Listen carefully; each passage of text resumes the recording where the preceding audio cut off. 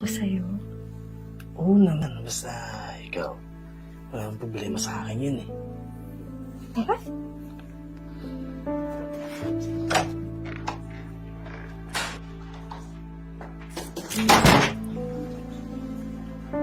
Oh, andito ka na pala. Kanina ka pa ba dito?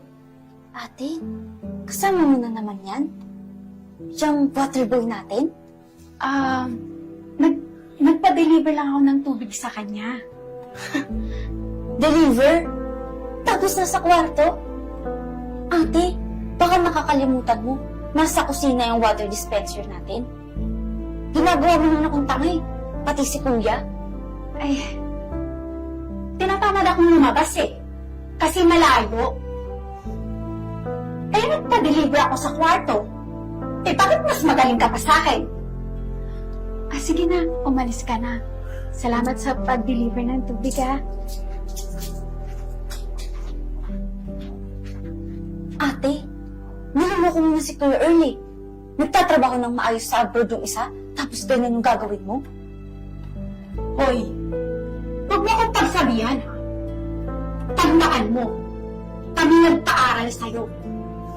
Baka gusto mo, pauwiin kita sa probinsya at magtanim ka ulit ng palay doon.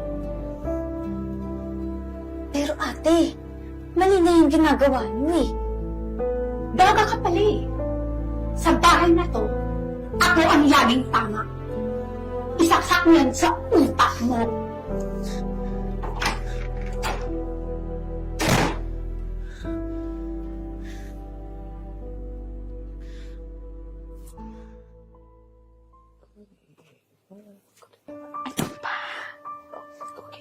Di-deliver pala ha. Tignan natin. Magdi-deliver pala ha? Manghayop kayo? Uy, ano bang ginagawa mo ha? Itigil mo yan. Hindi ate. Pagpatuloy niyo lang yung ginagawa niyo. Total makakapal yung mukha niyo, di ba? Niloloko niyo si Kuya Earl? Subukan mong ipasa sa kanya yan. Mawawalan ka din ng sustento. Tandaan mo yan. Wala akong paki ate. Basta ako, malinis ang konsensya ko. Itigil mo yan. Huwag kang tanga. Hindi ka na naawa sa asawa mo ate? Nagpapakahirap magtrabaho sa ibang bansa? Tapos ipagpapalit mo lang sa taong yan? Hoy, ikaw, waterboy. Napakalakas naman talaga ng loob mo, no? Alam mo nang may asawa tong ate ko, tapos papatulan mo pa? Alam mo, tumigil ka na. Kundi pare-paro tayong mawalan ng sustento dito. Kaya huminto ka na sa pinagagawa mo. Kayong dalawa ang huminto. Hindi maganda yung ginagawa mo, akala mo? Isipin mo sila nanay. Pag sinabi mo yan sa kuya mo, wala silang makakain doon. Eh bakit ate? Yan, ano bang pinapakain sa'yo niyan? Ate, ang ganda-ganda naman buhay mo, oh. Nabibigay sa'yo ni kuya lahat ng luho mo. Tapos ganyan lang gagawin mo? Lulukuhin mo lang siya? Huwag mo akong pangaralan. Dahil mas matanda ako sa'yo. Kaya i-delete mo na yan. Bilis! Hindi. Dapat makarating kay kuya to. Mika, baka pwede mong i-delete yan. Kasi may pamilya rin ako. Walang hiya ka? Pamilyadong tao ka pala? Tapos nagagawa niyo yung kalokohan na yan? Mika, kapatid mo ko. Dapat ako yung kampiyan mo eh. Dapat tayo yung magdadamayan dito.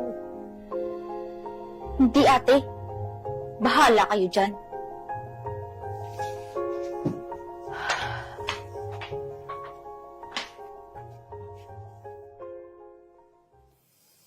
Han, sorry. Patawarin mo ko. Sorry? Sinira mo lahat. Sinira mo pati tiwala ko. Hindi naman ako nagkulang sa pagpapadala sa inyo, Mia! Halos mangisay na yung katawan ko. Kakabuhat ng semento sa abon. Tapos gaganituin mo na ako! Hindi na naman kasi pera yung kailangan ko eh. Kailangan ko din yung presensya ko! Ang tagal ko nang hinintay! At hindi niya sa'yo yun! Ganyan ka ba kakate ha? Hindi mo pagilang lumandi! Sakit mo naman magsalita! Hindi mo alam yung paghihirap ko yung malayo ka! Kasi makasarili ka! Ako? Makasarili?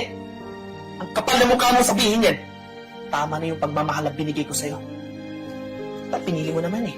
Sumama kami sa waterboy mo. Samahan mo, magbuhat kayo ng tubig.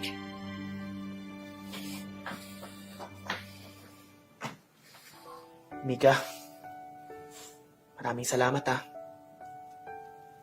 Hindi mo kinonsinti yung kahayupang ginawa ng kapatid mo. Tingnan mo. Tingnan mo yung ginawa mo. Masaya ka na?